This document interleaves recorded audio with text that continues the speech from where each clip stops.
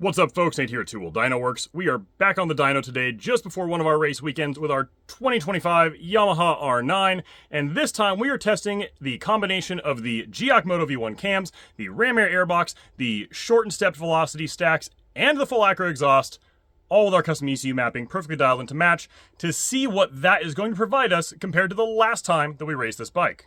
Now, the last video that we just filmed with this bike, we covered the benefits and sort of the trade-offs for the ram air airbox and those short velocity stacks. Just to recap, here's what the bike did then on the dyno.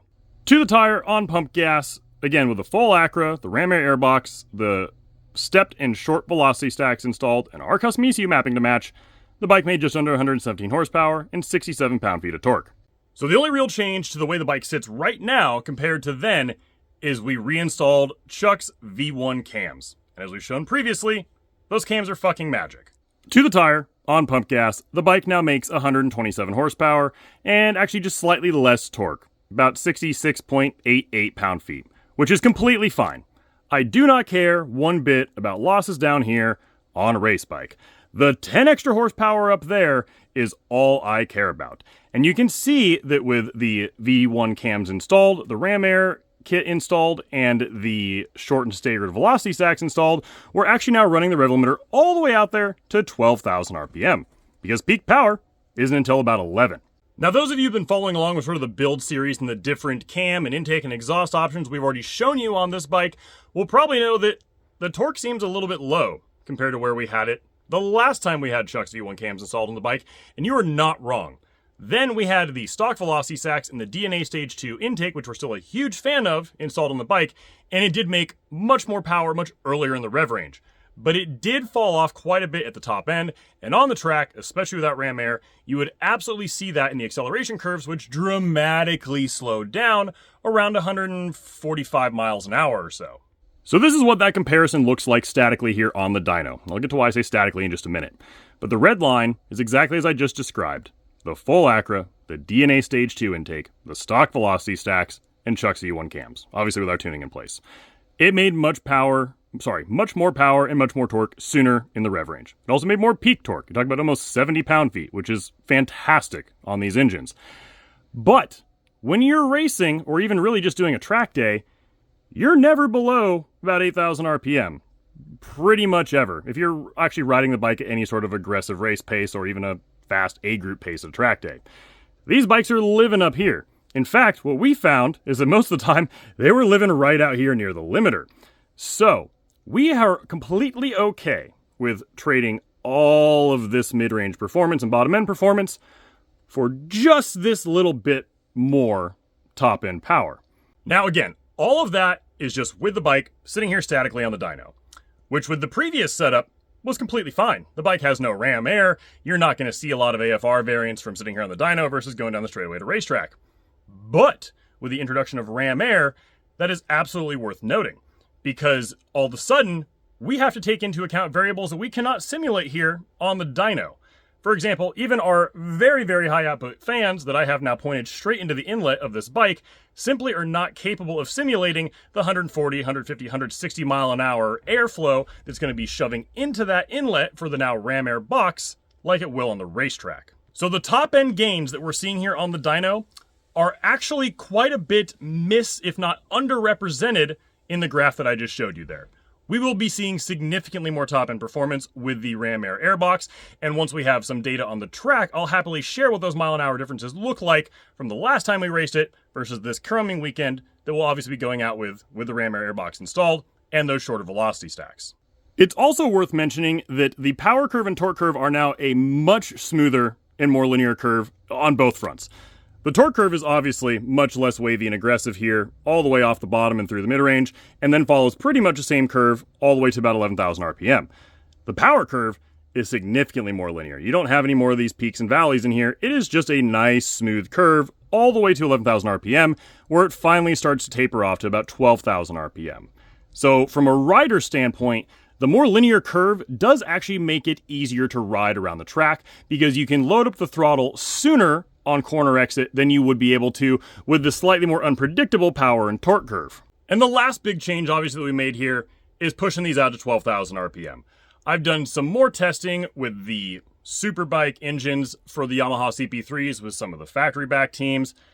I still can't share more than that with you right now, but through that testing, we did actually find it completely safe on the stock pistons to run them all the way out to 12,000 RPM. On the kit pistons, we were actually able to push it significantly further than that, but that's really all I can say. I can't get into much more than that. Now, 12,000 RPM on this thing versus I think the 11,600 or 700 we sent Mark out with last time on this bike is going to be a significant benefit because we were having to make gearing compromises in some of the corners out of the Ridge Motorsports Park because all of a sudden we were running out of revs in areas where we really just wanted a little bit more to keep carrying without having to make a shift.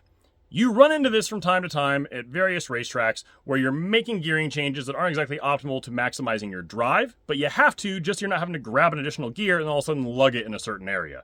So with those extra few hundred RPM and this thing now revving out to 12,000 all day long with no issue whatsoever, it will be much easier for Mark to get this thing spun around the Ridge Motorsports Park. Now obviously a lot of the modifications we've made here are really race bike only stuff. You can't get the Ram Air kit installed on these bikes without race bodywork. Covered that in the last video. The velocity stacks we have in here really aren't appropriate for anything other than racetrack use. We also covered that in the last video. And obviously the V1 cams, well, they're an improvement no matter where you look at them, but you're not really going to invest in cams unless you're going to be a track day enthusiast with this bike or you're going to go race competitively.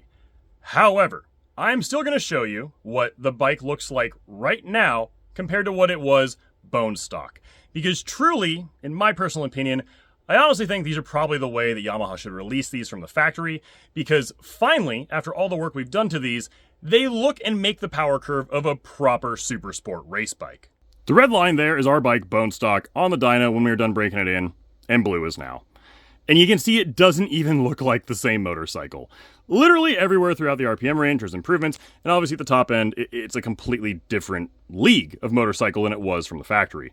Peak to peak, the bike only makes about 20 horsepower more, but actual power increases, say if you look out here at like 10,500 RPM, where the throttle-by-wire mapping had this thing just falling on its face, and you're running to the stock rev limiter, the bike only made like 97 horsepower. Well, you're making 30 horsepower more than that out there at 11,000 RPM now. You can see it's actually about 27 or so where I've got the area selected, but obviously the power keeps climbing. So we're making 127 horsepower up here now versus 97 here. Now, it's also important to note that it's not Yamaha's fault that the bikes don't come this way from the factory. They're completely hamstrung by modern Euro 5 and US noise emissions compliance. There's no way around it, so if you want the bikes, that's as good as they can possibly come out of the factory. However, if you even have just an aftermarket intake or exhaust system, you're definitely going to want to send your ECU over to someone like us here at Tool Dyno Works. And I can guarantee, because of the extreme level of testing and our involvement with some of the factory race teams, that you're simply not going to find higher quality tuning for these bikes anywhere else on the planet than right here at Two Wheel Dyno Works. Our ECU flashing service for these bikes is on our website for $349.99, and if you have any questions about getting your new Yamaha R9 properly tuned and dialed in, specific intake modifications, specific exhaust systems, maybe you want a set of Chuck's V1 cams, maybe you want to be able to get one of the prototypes of the Ram Airbox that are coming out very soon, whatever it is, do not hesitate to email us at support@tooldynworks.com. I personally answer any and all tech support questions every single day that we're open here at the shop, and we are truly always happy to help. Oh, almost forgot to mention, this is probably the last time we're ever going to race this thing on the stock head. We've been waiting for our superbike head to come from one of the factory teams, and it is actually going to be done tomorrow. We just didn't have enough time between tomorrow, shipping it to us, and getting it on the bike to be able to go race this thing this weekend.